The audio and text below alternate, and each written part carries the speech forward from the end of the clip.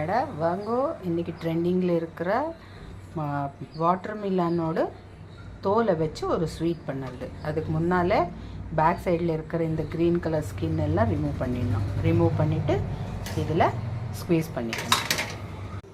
இதுக்கு ஃபஸ்ட்டு எல்லோரும் பண்ணதாட்டமா முந்திரியை வேவிச்சு எடுத்துக்கணும். நெய்யில் போட்டு வாட்டர் மில்லன் தோலை போட்டுடணும். தண்ணி எடுத்துட்டோம்னா அதனோட சத்தெல்லாம் போயிடும். அதனால இப்படி பண்ணோம். கொஞ்சம் டைம் எடுக்கும், பட் டேஸ்டியாக இருக்கும். நான் இதுக்கு இந்த ஸ்பூனால் 2 ஸ்பூன் நெய் விட்டுருக்கேன். நல்லா தண்ணி எல்லாம் நல்லா வெந்ததுக்கப்புறம் இந்த ஸ்பூனால் 4 ஸ்பூன் சுகர். ஜாஸ்தி இருக்காது, டேஸ்ட்டாக இருக்கும். என்றைக்கே ஒரு நாளைக்கு சாப்பிட்றது டேஸ்ட்டாக சாப்பிட்ணும். சுகர் பேஷண்ட்ஸ் இருந்தால் எப்போவாவது கழிக்கலாம், தப்பே இல்லை.